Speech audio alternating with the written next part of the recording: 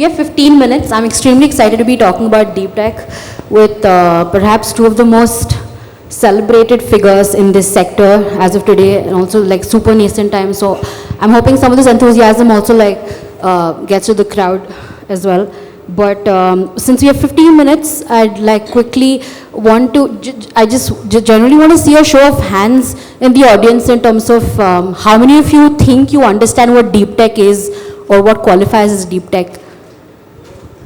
That would set, okay, I think that's good news, then we have a lot to talk. But do each one of you want to have a go in terms of what you think deep tech is? I know not all academics kind of agree with it, but if you'd like to go in terms of what is deep tech. Vishnu, perhaps from you. Sure. Thanks, Supriya, and very happy to be here. So deep tech, I'm part of Speciale Invest. We are an early stage deep tech fund. We invest at seed and pre-seed. So when we say deep tech, what we typically refer to are companies which have products or innovations which are deeply rooted in science and engineering.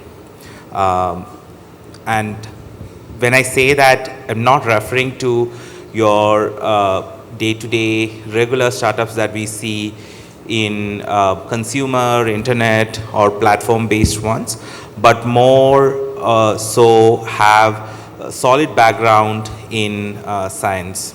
To give a few examples in the sectors that we have invested, we are the largest portfolio investor in space technology companies. So space tech startups which are based on the engineering prowess, they are deep tech. There is an entire ambit of what people refer as climate, including mobility, green hydrogen, battery cells, recycling, and then there is an ambit of startups which work along in power electronics and applied electronics, so robotics companies, semiconductor companies. So I thought that example would help in defining what deep tech is. Happy to add more flavor along the discussion. Or do you want to take a go at it, Kaushik? So Kaushik's been building his company for the last 10 years, way before perhaps anyone in this room could have possibly known what deep tech is. So 10 year next year. But thanks for making me feel old about it. No, irrespective. So, started early. Yes. So my understanding of deep tech has been that you've got to master a couple of things and not just one thing. So it can't be just software that you've cracked.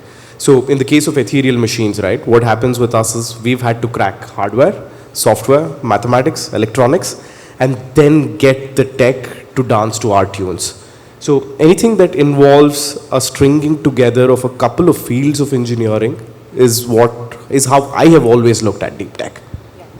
Yeah, to quickly sum that up, if correct me if I'm wrong, one would be substantial science and engineering that goes into your product, a clear, long but clear line of commercialization in place, and also indisputable IP. These are the three qualifying factors. So I hope we got that out of the window. But quickly to kind of take the topic on hand, what do you think the new deep tech policy, the draft policy from the government of India late last July means to the entire ecosystem, maybe from a founder's perspective, and then we'll also take it from an investor's perspective. What it does to the entire ecosystem, the policy. Right. So here's my take on this, right? And we've had extensive discussions about this. The one thing I have strongly always believed in is that for India to become a superpower, you've got to focus on deep tech. And that change is something that we're seeing in the last couple of years. And when I say you've got to focus on deep tech, I mean a bunch of things, right? I mean semiconductors, I mean advanced manufacturing. These are the two things that are top of funnel if India has to become a superpower. If you were to look at which are the countries that are ruling the roost today, right? In terms of technology, the most advanced, be it US, South Korea, Germany, all of them focused on these kind of technologies, be it government incentivized, be it private industry incentivized. We're seeing that happen in India now. And with this policy, specifically a couple of things that I can point out to, right? So we just raised our so-called Series A, but we had to go through 12 iterations of our product in a meager $1 million. And before that, the journey was even harder. But the new policy gives a couple of crores straight up front to people who want to work in the deep tech field. Just that initial kick, you're going to see a lot more entrepreneurs coming in. And of course, there are things that are going to be working well on the IP regime. We've already benefited a couple of times from the new IP policy and the kind of support that's coming in. Of course, there's a lot more things that can be refined, which can become like a much larger discussion rather than a short panel. But these kind of incentives, be it with kinds of IP support, be it in terms of small amounts to just start off with, and benchmark it against like, milestones. It's easier to have this kind of understanding. What also makes a huge amount of difference with something of just the policy coming out is that it brings it to the forefront. And that is what India needs today. Yeah. Just to quickly to iterate, the government of India has proposed 3 crores for proof of concepts and another, 2 crores for proof of concepts and 3 crores for the next stage of like just developing that proof of concept into a product. Vishnu, would you like to also take a stand? Sure. I'm just adding to what Kaushik said. Everything that he said hold true, right? Like deep tech, as we were discussing, is very, very based on sciences and engineering, and many times that initial prototype itself takes a lot of capital, and then it's not like software. You can't just spend 2 weeks coding and just get the next version out there. You need to iterate, you need to get feedback, and it's resource intensive, it's expensive, and many times super difficult. So the very act that the government of India has recognized this opportunity as well as the troubles of deep tech founders is very, very promising. We are off to a great start in that regard. Completely agree with Kaushik's point. If India has to become an industrial powerhouse, we need to bring in manufacturing here. We may start with basic technical manufacturing that will come from outsourced manufacturing moving out of China, and then we are setting our base. But in 10 years time, if we have to take it to the next level with value added manufacturing, higher level advanced manufacturing, we need to have deep tech companies grown over here who can build upon that manufacturing base that comes in the country. The government has taken a great step in promoting and providing non-dilutive grant, which will be useful for a lot of deep tech companies, not the equity ones, which the kind I give, but like, more in the grant form, which can be used for more research purposes and iterating their early products. That's a great first step. We need to have more capital coming in this space, not just from one form of, not from the equity investors, but from every sort of different financial instrument that can be used. The other part, which along with the IP part, the government's, the policy stresses upon is building the ecosystem, and we need to focus a lot of our energy on that. Government is one stakeholder. They have taken a right step. We need the corporates to get their act together. We need the investors to get their act together. We need to get all other forms of financial instruments and folks to come together. Corporates will play an important role in deep tech, and that's something I really, really want to emphasize. Kaushik, I want to ask you this question. Now, you did mention a lot about manufacturing getting a major push should this deep tech policy come to fruition, right?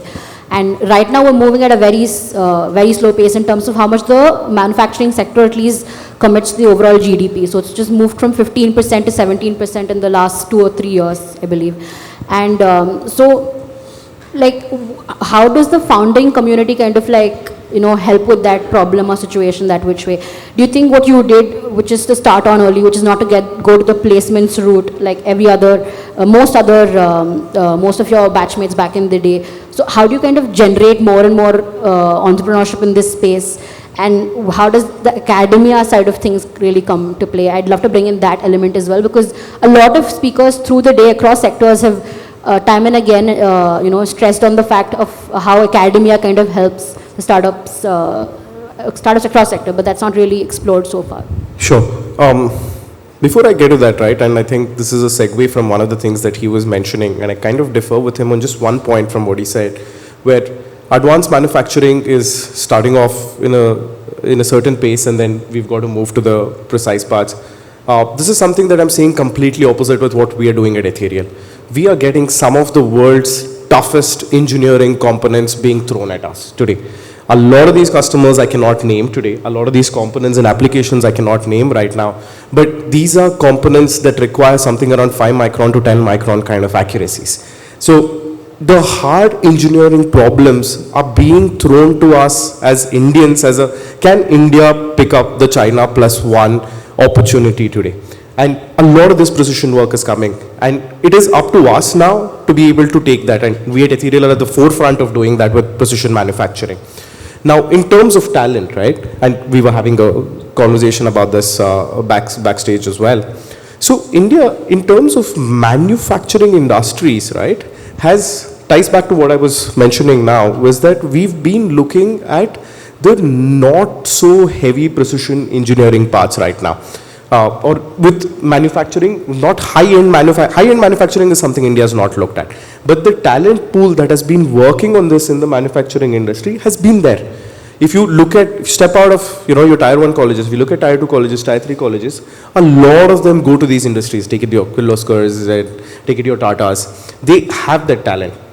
Now, what we've got to make people understand is, where academia can play a role, is to tell freshers that as of today or in the next couple of years, you have a once in a generational opportunity, which is your China plus one, which is the Indian government pushing so hard for manufacturing with the Make in India, DIPP, Invest India, with all of the policies combined. This is a once in a generational push that you get.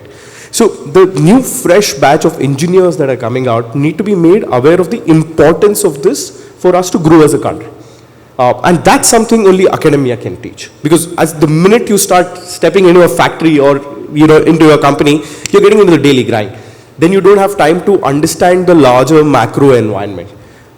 This is something that I'm seeing slowly change because of a number of people who have powerful voices talking about it. Folks like you putting out on a day in, day out basis the kind of manufacturing opportunities. I've seen the kind of coverage you guys have been giving, the iPhone manufacturing opportunity that's coming up, right? These kind of changes, not just with academia, but by the fourth pillar of democracy as well, is going to have a lot of impact on the next 3 to 4 years of kids who are going to be graduating from engineering colleges, diploma colleges, ITI colleges.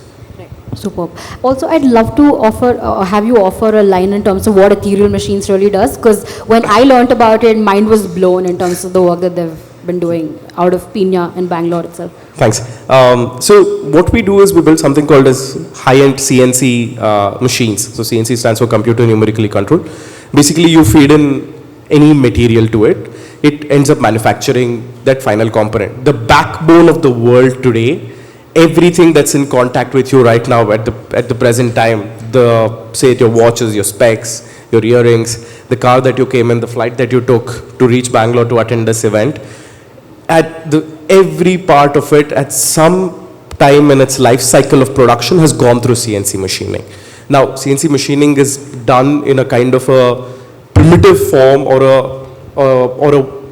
most of the guys who have this manufacturing technology presently in India is tech that is like 20 years old at least. The latest generation of tech is extremely expensive. That's what we've been able to crack. What we've cracked is like handful of people in the world have been able to crack it, and we use that to manufacture precision engineering component for the aerospace and healthcare industries. Super, super. Now that we've got the academia problems solved, at least theoretically for now, I'd love for you to take a minute or two to how does the next stage kind of come in? How do some of these founders go on to be investable businesses? Like, what are some key things that you're possibly looking at? How do you look at Deeptech being a differentiator than every other company who just wants to play with AI? Like, how do you make that? First of all, huge fan of Ethereal Machines. Great work you guys have been doing, following you for a long period of time. So when I make an investment, I make early stage investment, so pre-seed, seed, no revenue. It's possibly just like idea stage thing. So 3 things matter to me a lot. First and foremost is the team. The team should have the right set of scientific and engineering capabilities with the right mix of commercial capabilities. The more proven you are, the better it is in my books, but then it could also be guys like him who started right after college. We don't differentiate, but like having a great sense of what you're building and your capabilities is a good starting point. The technology needs to be something unique, something that can move the needle forward. That's also important.